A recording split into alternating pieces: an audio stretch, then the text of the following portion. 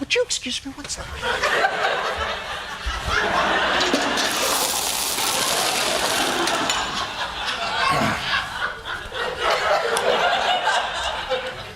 I don't know what came over me.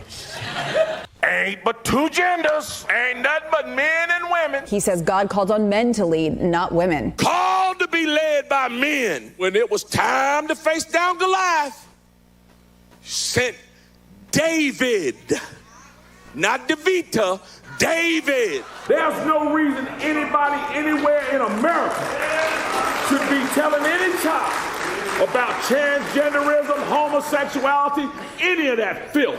And yes, I called it filth. We could pass a bill say you can't have an abortion in North Carolina for any reason. Robinson posted the movie Black Panther was, quote, created by an agnostic Jew to pull the shekels out of your Schwarza pockets, using the Yiddish words for money and black. He says the civil rights movement in the 1960s was, quote, crap, and that Martin Luther King was a communist. He says the moon landing in 1969 may have been fake. He also says there is a secret ruling cabal that is part reptile. He referred to the victims of the Parkland school shooting as spoiled little bastard. And said that Beyonce is satanic. That's the kind of substantive and elevated take from a guy who looks like he's one Mike's Hard Lemonade away from getting in a fight at his sister's wedding.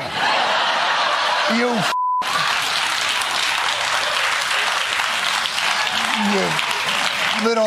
little tuft of hair on it. You're not fooling anybody, Baldy. This is Martin Luther King on steroids. Okay, now I told that to Mark. I said, I think you're better than Martin Luther King. I think you are Martin Luther King times 2. He's been an unbelievable Lieutenant Governor, Mark Robbins.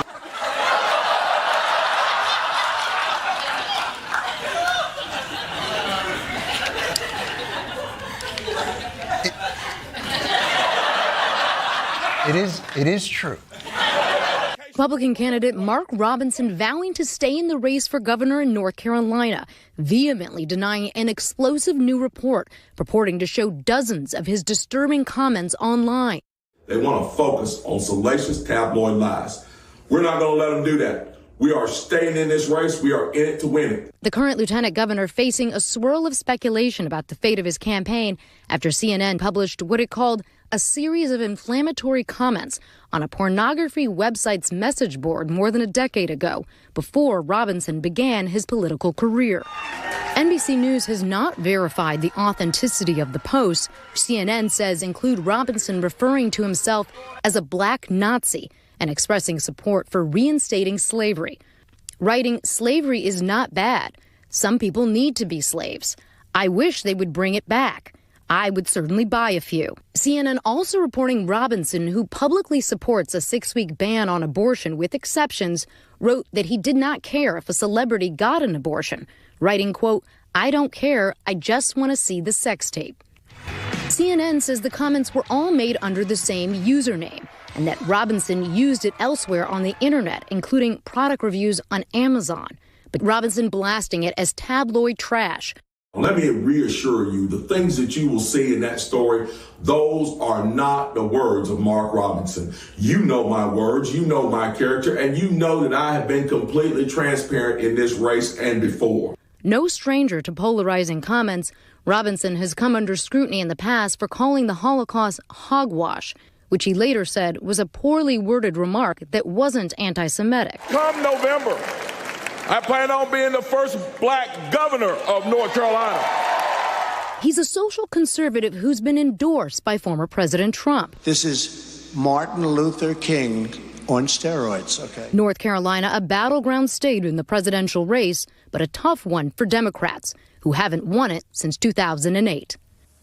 NBC's Laura Jarrett reporting there. Robinson had until midnight last night to withdraw from the race because it was the final day before military and overseas absentee ballots are mailed out. As you can see there, he says he's not going anywhere. So, Joe, I'm still recovering. Again, I've heard it many times, but from that last comment from Donald Trump calling Mark Robinson, quote, Martin Luther King on steroids. We can deal with that later. But this CNN report, obviously the comments, part of the reason they have grabbed so much attention, not just because they are salacious, but because they fit into a pattern of other things he said, other appalling comments he's made about Jews, about gay people, and about black Americans over the years.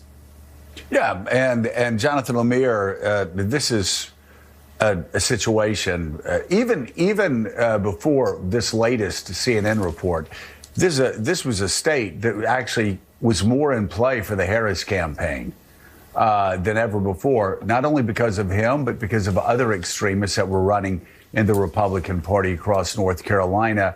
This, though, to paraphrase Donald Trump, this puts it all on steroids. Yesterday, after this story broke, I received a slew of panic texts from political operatives, but not from Republicans, from Democrats who were fearful that Robinson was going to drop out and would therefore hurt their chances in that state. But now Robinson's staying put, and Democrats giddy, because they feel like, first of all, Robinson already polling poorly in the race for the governorship there, so they like their chances. But now with him on the ticket, this can only help Vice President Harris in this new battleground state. She's already polling pretty well there, up a point or two within the margin of error, but feels like they have momentum. In fact, some Harris aides tell me just in the last day or two, before this story broke, they actually feel better about North Carolina right now than they do Georgia. And Reverend Sharpton, I mean, we are used to the Trump era of Republicans refusing to apologize, refusing to acknowledge wrongdoing, just no shame, full steam ahead, a tone set by their standard bearer, Donald Trump. This is still pretty breathtaking, some of the stuff that was unveiled in this reporting, and yet they're sticking to the same playbook. You have to think this is going to cost them at the ballot box. North Carolina. The swing state that's more like a weather vane stuck in a hurricane, spinning between red and blue with the wild unpredictability of a reality TV plot twist. And now, to make things even juicier, we have Lieutenant Gov Mark Robinson, Trump's chosen horse in the gubernatorial race, galloping into the political arena like a bull in a porcelain MAGA shop. But instead of simply smashing the china, he's launched himself into a full-on scandal tornado, aka the perfect backdrop for the next chapter of the Trump saga. Let's set the stage. Robinson, a man who seems to thrive in controversy like a fish in water, or perhaps like a troll in a comment section, has had his fair share of eyebrow-raising moments. Misogynistic rants? Check. Conspiracy theories? Check. And for good measure, an alleged daycare violation on the side. But wait, there's more. He's now facing allegations of lewd and racist posts from his online smut forum past.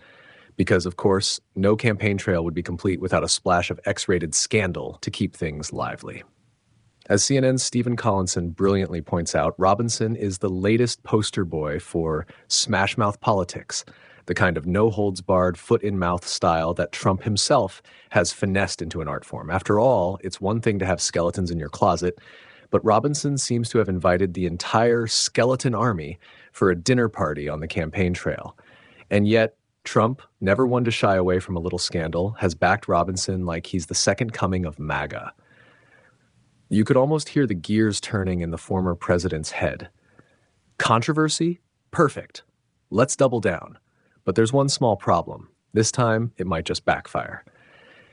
With Robinson's approval rating sagging like a deflated campaign balloon and his racially tinged, lewd rhetoric not exactly playing well with the broader electorate, he's trailing Democrat Josh Stein in the gubernatorial race.